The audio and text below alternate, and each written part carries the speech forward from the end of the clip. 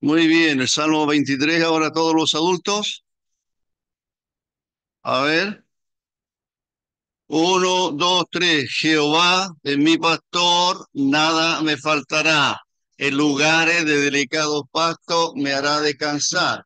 Junto a agua de reposo me pastoreará.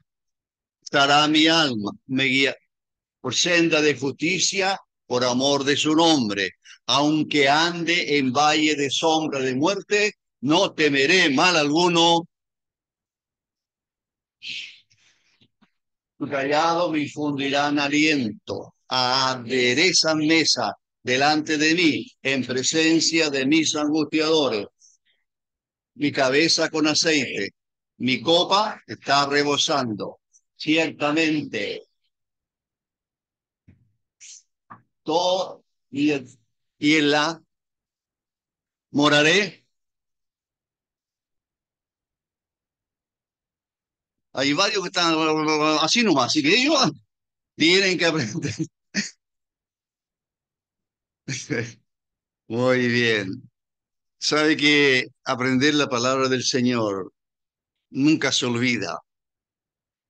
Estando en la escuela industrial en esos años, cuarto año, que creo que fue cuando yo me convertí, terminamos el quinto año como siete creyentes, siete. Y nos dimos la tarea de aprendernos el Evangelio de Juan. Así que todos los lunes en la mañana llegamos temprano y empezamos con una Biblia en la mano y cada uno tenía que empezar a decir, no sé hasta qué capítulo llegamos. Todavía me acuerdo casi casi del capítulo 1 de Juan completo. No se olvida. Es raro que uno olvide. Así que a ejercitar la memoria, ¿ya? A ejercitar la memoria. Y lo mejor es aprender la palabra del Señor. ¿Cómo creen ustedes que el pueblo judío enseñaba la palabra de Dios? No existían los libros, existían los pergaminos, los rollos, ¿verdad? Etcétera.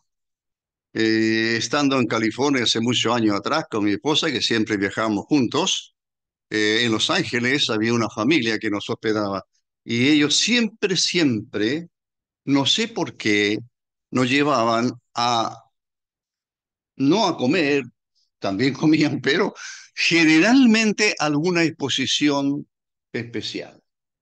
Y una vez nos llevaron, recién habían aparecido los rollos del Mar Muerto. Han oído hablar de los rollos del Mar Muerto, ¿verdad?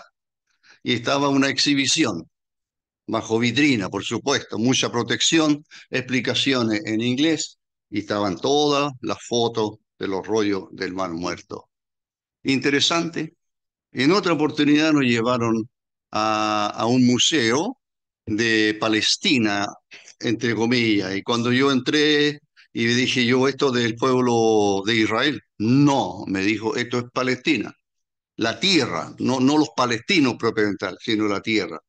Así que aquí están las tres religiones más grandes del mundo y los tres libros más importantes, entre ellos, por supuesto, las escrituras. Estaba, por supuesto, los libros de Mahoma, etcétera. Muy bien, les cuento esto porque en realidad esta cultura, a veces hay países, nuestro país no es un país de cultura, eso está claro, ¿verdad?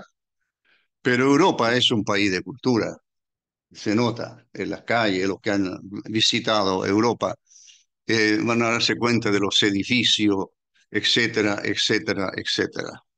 Bueno, gracias al Señor tuve mucho privilegio de conocer como la Catedral de Lutero y conocer la Biblia de Lutero guardada bajo, bajo siete llaves, pero uno podía verla para traer de un cristal. Muy bien, vamos a leer Hebreos porque termino hoy Hebreo. Hebreo no es un libro para estudiarlo en un mes ni 2 meses, tal vez un año, ¿ya?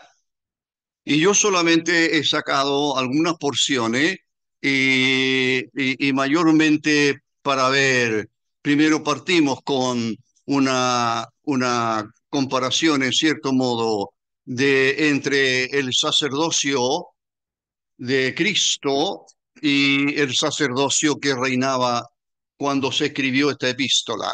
Esta epístola llamada a los hebreos, el nombre estaría muy bien, aunque los título o nombre no eran parte de la inspiración, a veces fueron puestos a los años después, pero tampoco los autores eran conocidos, muchos de ellos no eran conocidos, como en este caso. Eh, si yo le nombrara, encontré más de 10 posibles autores de este libro, que para algunos es una mezcla de epístola, de libro y de otras cosas.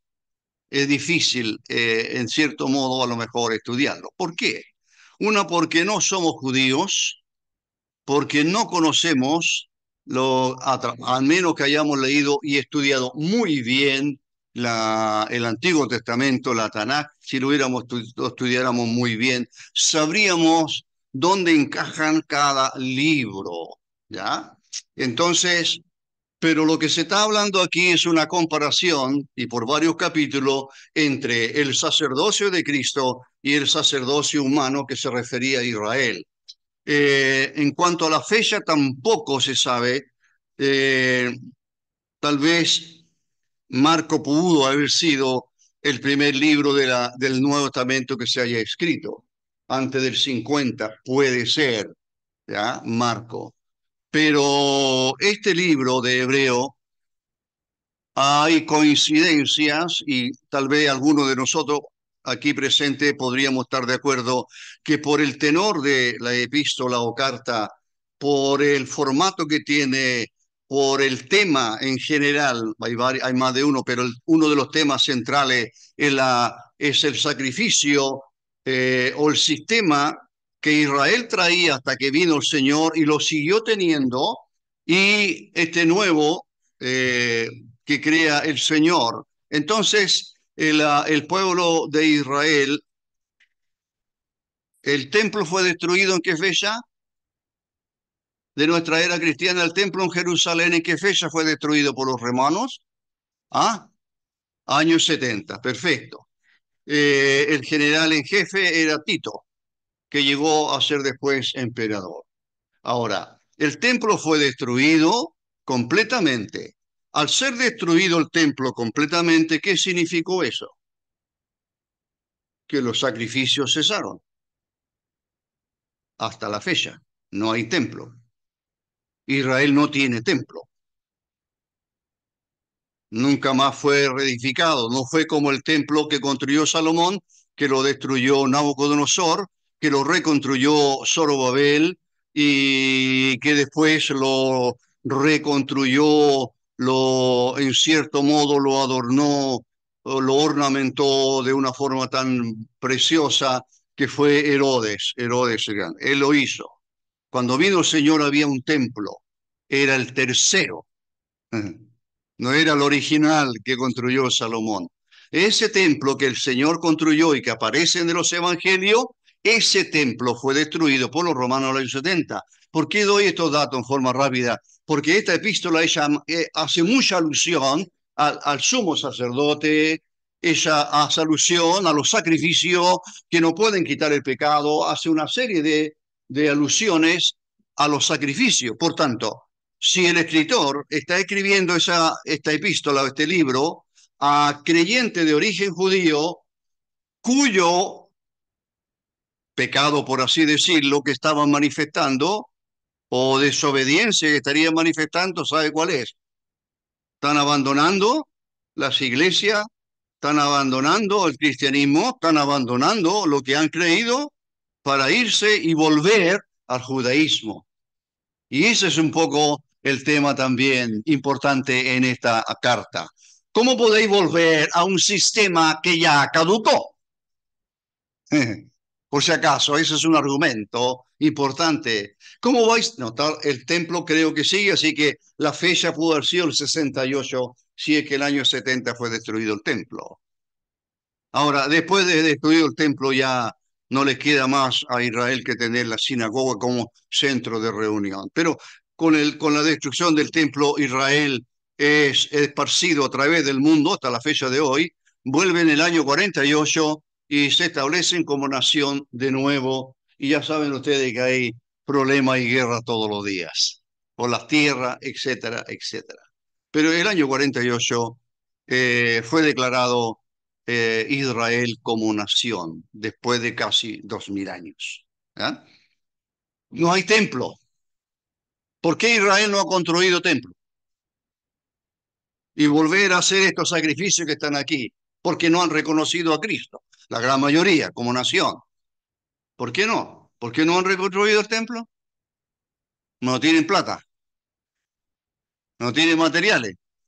¿Qué es lo que no tienen y es importantísimo? No lo tienen. ¿Qué es?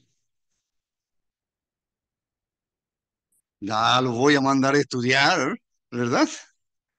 No tienen el lugar, no tienen el lugar. El lugar está ocupado. El lugar está ocupado por un centro de adoración de los árabes. Allí está la famosa cúpula de la roca, en el lugar mismo donde el templo estaba. Por eso que usted ve en la fotografía, en algunos reportajes, a muchos judíos que están delante de un muro y están, ¿verdad? Ahí están orando, rezando, como usted quiera, haciendo sus oraciones. Y en papelitos, en papel, ¿estuviste ahí? Sí. ¿Por qué no me llevaste? Y entonces ahí ponen en un papelito, ponen sus oraciones, etcétera, etcétera. Digo esto porque ahora leo, ¿ya? Me va a faltar tiempo, como ya todos votaron ayer, no hay apuro por ir a votar. Yo voy a votar más rato después del almuerzo. Eh, Capítulo 10 de Hebreo. Me he saltado del capítulo 4 al capítulo 10 y voy a leer rápido versículo 11. Y ciertamente todo sacerdote, ¿qué sacerdote? De Israel, Caifás, Anás, los que existían antes, después habrían otros. Y ciertamente todo sacerdote está día tras día ministrando y ofreciendo muchas veces los mismos sacrificios que nunca pueden quitar los pecados. Eso es una gran verdad. No pueden quitar los pecados. El sacerdote puede ofrecer 1000 sacrificios en el día. El sacerdote está todos los días. El sacerdote puede estar haciendo todo, los sacerdotes y todo, sirviendo en el templo, pero cada sacrificio ofrecido por ellos no puede quitar el pecado. Jamás lo quitó, hasta que Cristo vino. Entonces, eso es lo que dice el versículo 11. Está explicándole de nuevo, creo que a creyentes que saben esta verdad, pero que están dejando de congregarse como iglesia, algunos de ellos, abandonando su lugar que les corresponde como creyentes en Cristo y no como seguidores de la religión judía. Y están como volviendo atrás a su antigua religión. Entonces, el apóstol aquí, a lo mejor no es apóstol, algunos dicen que fue Clemente, otros dicen que fue Apolos, etcétera, y que no eran apóstoles. Y ciertamente todo sacerdote está día tras día ministrando y ofreciendo, dice, muchas. Encontré algo interesante que el vocablo aquí griego está todo el día, está ministrando, significa aquí que la traducción tal vez más apegada al original sería está de pie. ¿No es interesante? Está de pie. ¿Por qué es interesante? Porque no hay descanso para él. En cambio, Cristo ofreció el sacrificio una vez y para siempre. ¿Y dónde está? Sentado. Ahí encontráis una interesante diferencia, hermano, para que la desarrollen más. Me quedan 20 minutos, más el IVA serían 10, no sé, 10 minutos más. Así que aquí se está resaltando este escritor sagrado, está diciendo que se repiten los mismos sacrificios todos los días o cada día, son los mismos sacrificios. Y esos sacrificios, agrega, no pueden quitar los pecados. ¿Quién puede quitar pecados? O como dice la palabra de Dios, ¿quién puede perdonar pecado cuando el Señor le dijo, ¿a dónde lo dijo eso? En una casa donde sana a un hombre y paralítico, y el Señor le dice, hijo, tus pecados te son perdonados. A eso no fue. ¿A qué fue él? A recibir sanidad y toda la gente está ahí mirando y hay fariseos, escribas, etcétera, enemigo, una gran mayoría de Cristo. Y entonces el Señor le dice a este hombre, hijo, tus pecados te son perdonados. Y la gente murmura. ¿Cuál es la murmuración? ¿Quién puede perdonar pecado sino solo Dios?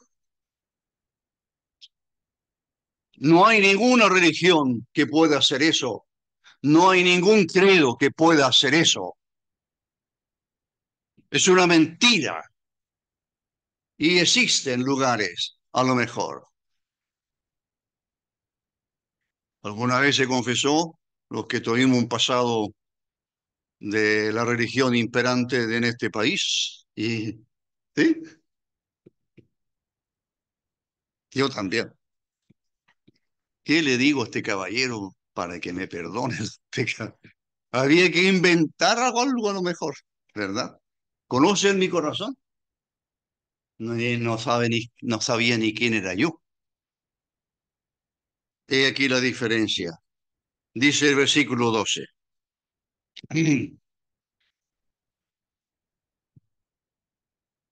Pero Cristo, he aquí ese pero. ¿Los sacerdotes? No.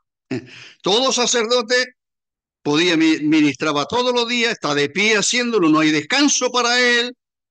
Día tras día, todo el día ofrece sacrificio y no pueden quitar los pecados. Pero Cristo, habiendo ofrecido una vez para siempre un solo sacrificio por los pecados, un solo sacrificio, se ha sentado a la diestra de Dios. Así, hermanos, aquellos que habéis creído en Cristo, como quien les habla, en los próximos meses ya cumpliré un año más de creyente y 62. ¿Cuántos años cumplió la asamblea? 62. Yo cumplo un año menos, 61.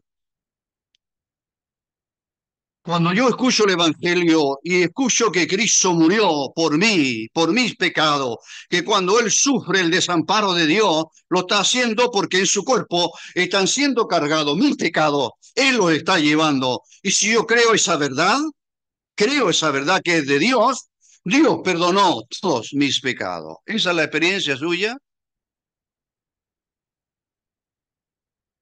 Vuestros pecados están perdonados. Bueno, eso es lo que dice Dios. Porque con una sola ofrenda hizo perfecto para siempre, para siempre. Esto no es un juego, no es que hoy me perdona y mañana no me perdona por algo que hice y así, no. Una de las grandes discusiones que he tenido en mi vida, que las recuerdo en realidad, con alguien que era conocedor de la Escritura, se supone, con un cargo que tenía grande en cierta congregación o en cierta organización, la discusión fue que la salvación se perdía o no se perdía. Horas. Eso fue en el velatorio de mi amada, querida suegra, cuando partió.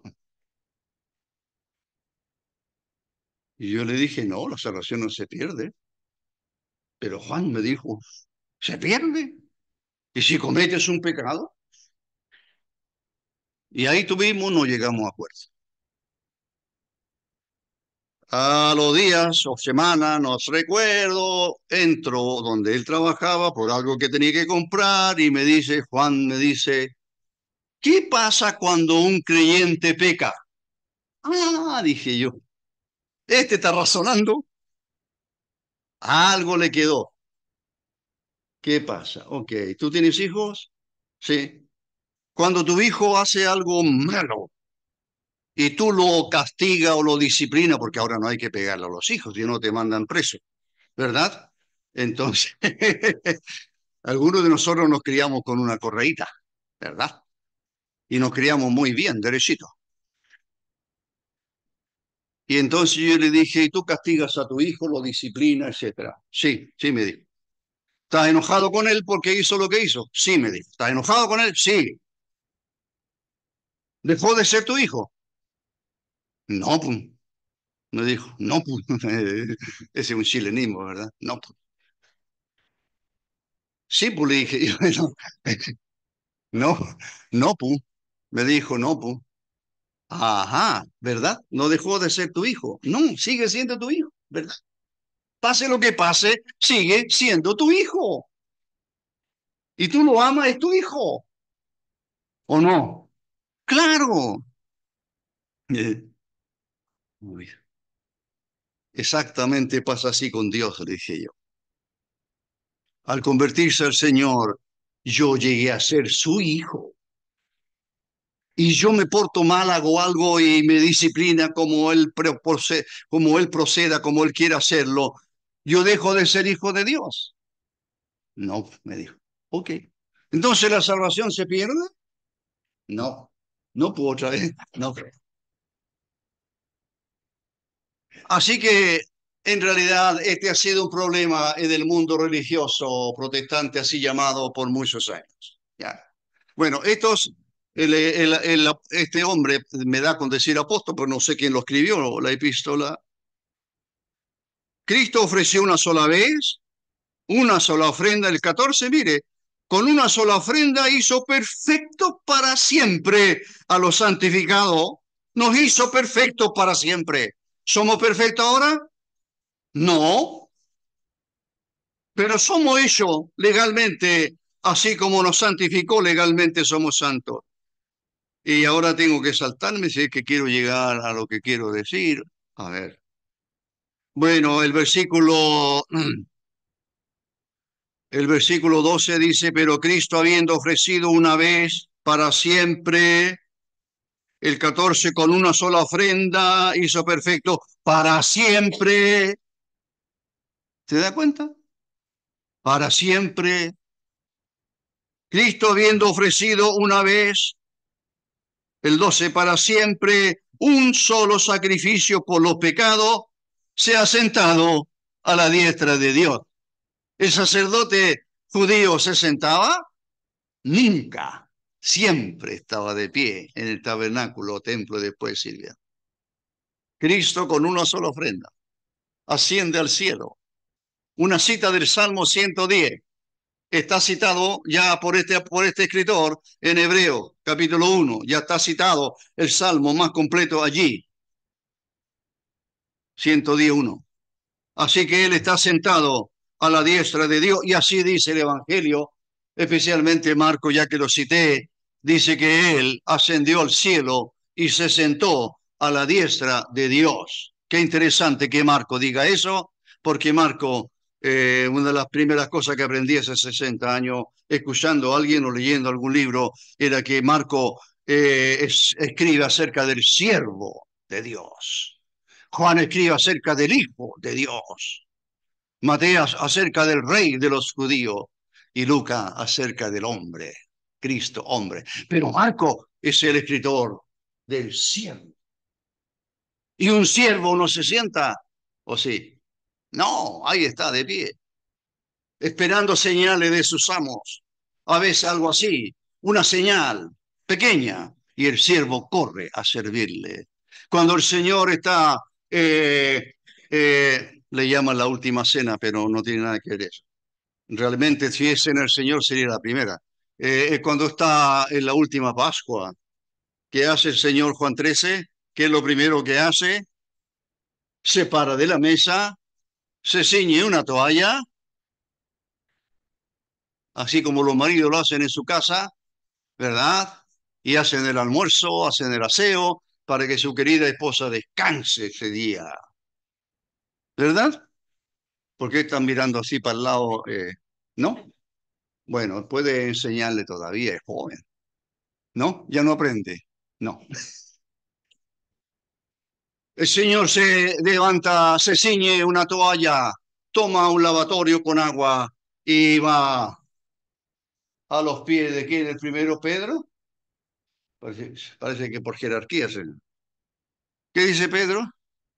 no me lavarán los pies jamás. Al final accede, limpia. ¿Qué dijo el Señor al final?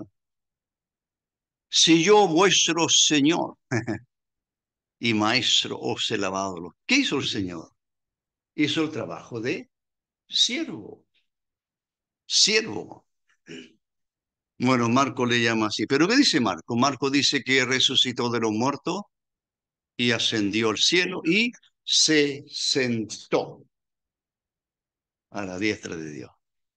¿Dónde está mi Señor y Salvador? En el cielo. Leí un comentarista y dice, ¿y qué pasa? Dice él, algunos se preguntarán, ¿y qué pasa con ellos de los apóstoles cuando Esteban está siendo martirizado por los judíos, apedreado y murió por lapidación, lapidado allí? ¿Qué hace Esteban? Dice que levanta los ojos al cielo y ve. ¿Qué dice el pasaje? ¿Cómo está la memoria?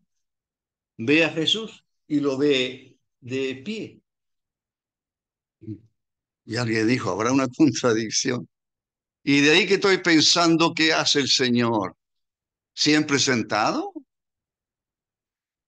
Bueno, Él no es como nosotros, por supuesto, así que salva, las distancias son grandísimas.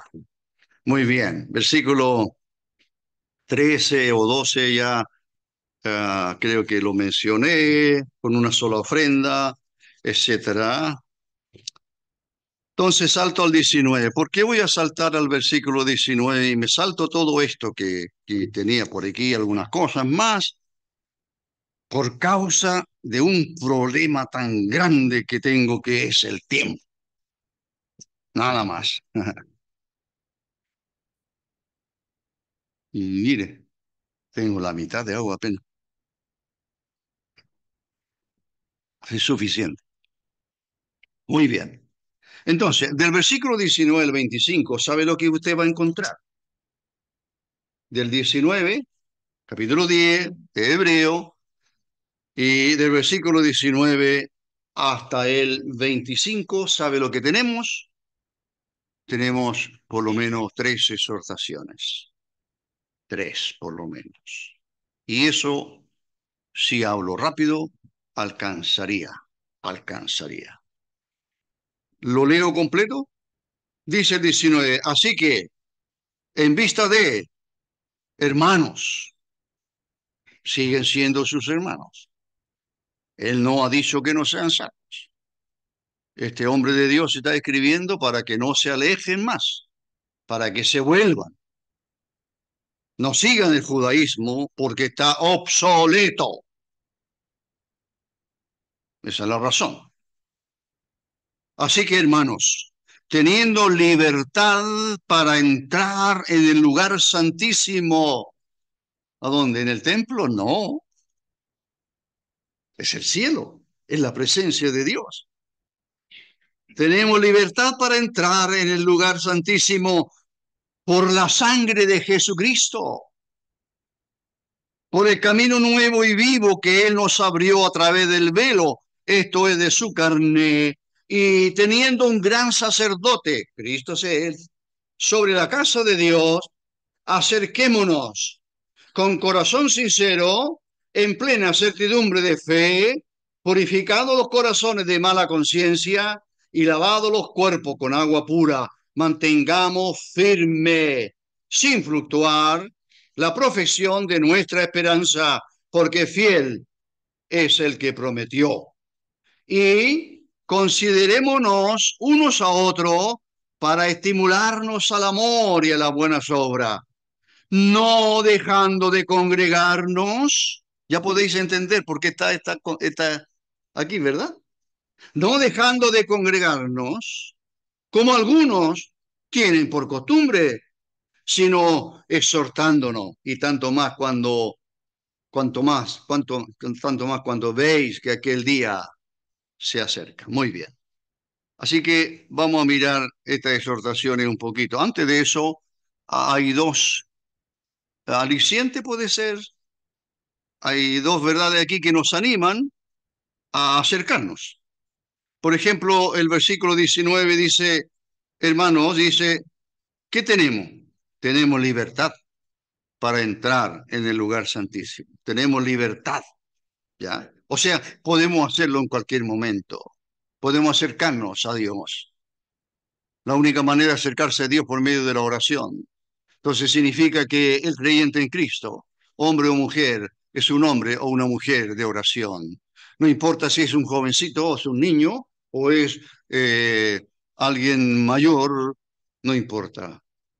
Siendo salvado por la gracia de Dios, habiendo creído en Cristo, tengo en el cielo un sumo sacerdote, uno que intercede por mí, uno que está a la diestra de Dios. Y eso es lo que dice el versículo 19. Teniendo, primero, no habla de la persona, sino está hablando de que tengo libertad.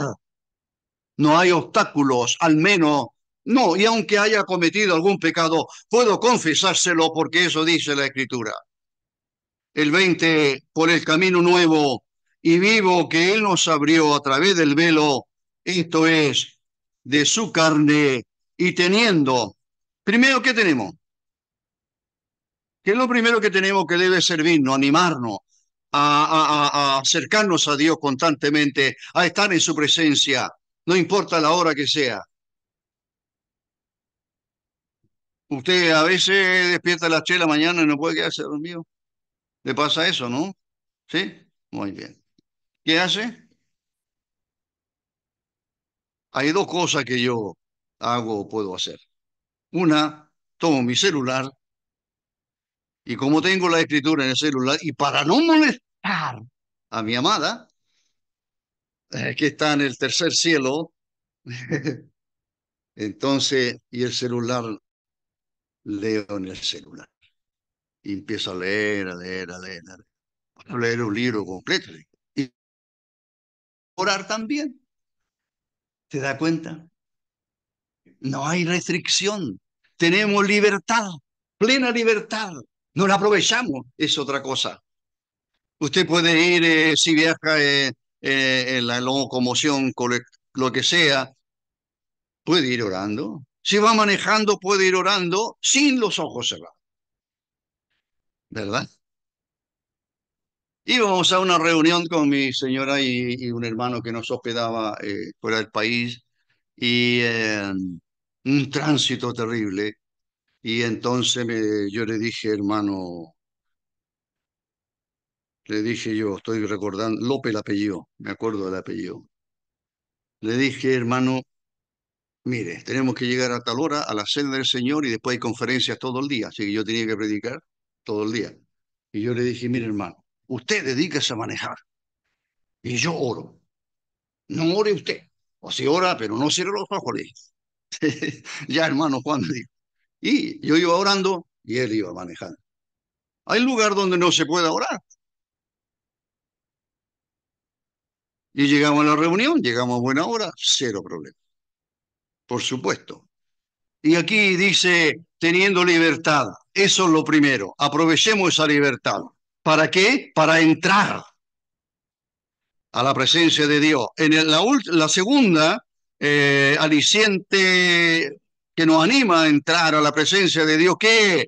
Que teniendo un gran sacerdote sobre la casa de Dios, tenemos libertad para entrar, puede ser en cualquier momento, y en el cielo está mi Salvador. Y Él quiere que yo me acerque, y Él espera que yo me acerque, y Él quiere oírme, Él quiere, Él anhela que yo le visite. Entonces viene la exhortación, la primera, acerquémonos, acerquémonos, esa es la primera.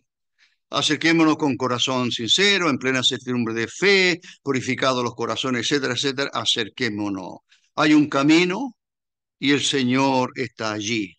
No se olvide, hay un camino a su presencia y el Señor está allí, que es nuestro sacerdote. Por eso esta exhortación tiene esos dos, por así decirlo, alicientes, le han llamado algunos, para que nos acerquemos a Dios. Tenemos libertad para entrar y tenemos a nuestro sacerdote allí sentado a la diestra de Dios. Es decir, no hay restricciones, no hay limitaciones, no hay impedimento. Es una bendición vivir cerca de Dios, es una bendición. y hay que aprovecharla. Segundo, en plena certidumbre de fe, nos acercamos a Dios, nos acercamos para gozar de comunión con Él, gozamos para gozar, nos acercamos a Él para conversar con Él, para decir lo maravilloso que es. Disfrutamos los evangelios.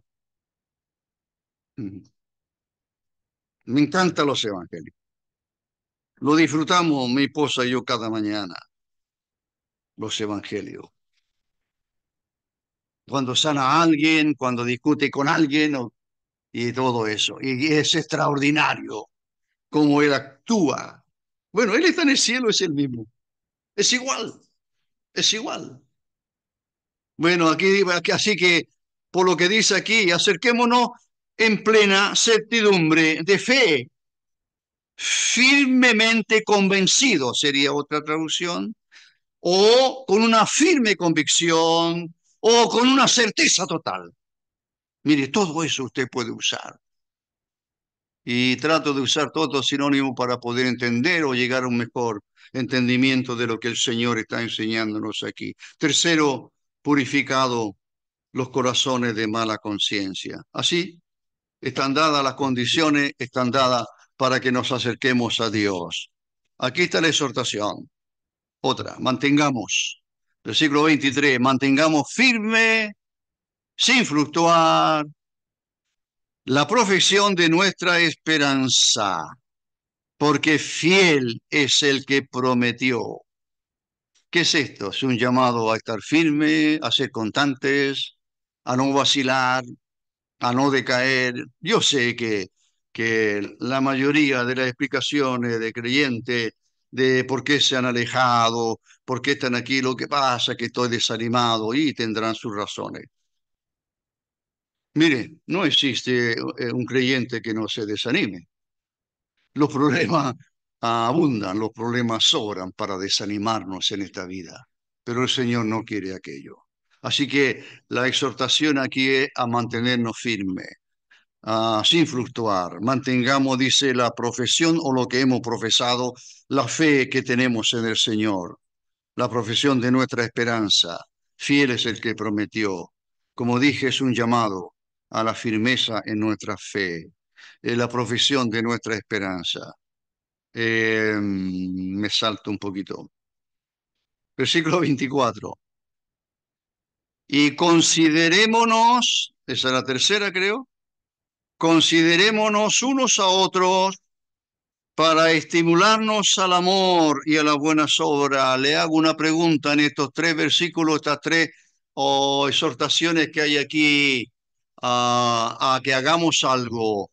¿Le parece que ha escuchado o leído en otros pasajes algo parecido, no en el mismo tenor, pero están mencionadas las mismas virtudes de los creyentes en Cristo? ¿Cuál fue la primera?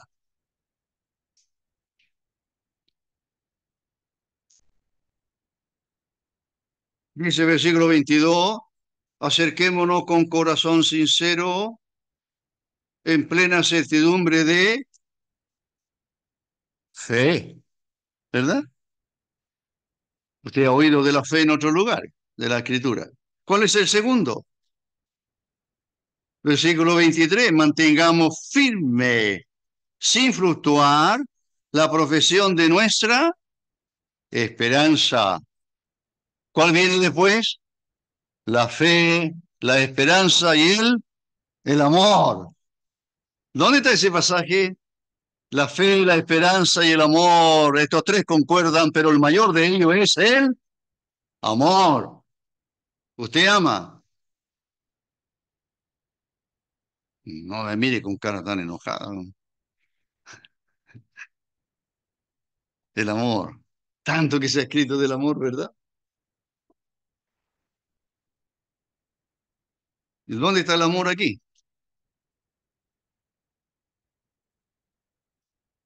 Mantengamos firme, dice el 23, sin fluctuar la profesión de nuestra esperanza, porque fiel es el que prometió. Y considerémonos unos a otros para estimularnos al amor. La fe, la esperanza y el amor. están aquí también, no solamente en 1 Corintios 15 o 1 Corintios 13, o, ¿verdad? El capítulo del amor. Considerémonos unos a otros para estimularnos al amor. Considerémonos. Esto de considerémonos significa prestar atención, prestar atención. ¿Prestar atención a quién? En este caso a los hermanos. ¿Quién dijo, acaso soy yo guarda de mi hermano? ¿Quién dijo eso? ¿Ah? ¿Caín? ¿A quién se lo dijo? ¿A Dios? Dios le dijo a Caín, ¿dónde está Abel tu hermano? ¿Acaso soy yo guarda de mi hermano? ¿Somos guarda de nuestros hermanos? Si Dios nos preguntara, ¿dónde está tu hermano o tu hermana? No, responder, ¿soy yo acaso guarda de mi hermano? Ah, bueno, pero esa es tarea de los ancianos, que ellos se preocupen. No dice eso aquí, ¿verdad? Aquí no dice eso aquí. No. Considerémonos unos a otros para estimularnos al amor y a las buenas obras. Considerémonos al amor. Así que estimulemos o estimulémonos a amarnos los unos a los otros. Y la última no voy a decir nada del último texto. ¿Ya? Todos se lo saben, ¿o no? Hay que aprender sobre memoria este, ¿verdad? No dejando de algunos. ¿Quiénes serán esos? No dejando de congregarnos como algunos tienen por costumbre, sino exhortándonos, mire, unos a otros, por supuesto, y tanto más cuando veis que aquel día se acerca. ¿Quién se acerca? El Señor se acerca. Lo más cercano que tenemos es su venida. Así que, hermanos, ha sido un corto viaje por esta epístola de 13 versículos, de 13 capítulos, perdón. Así que léala con calma. No hay pasajes no tan fáciles. De hecho, hay una exhortación, no me puedo ir sin leerla, que esperen los candidatos, ¿ya? Ya vamos a ir a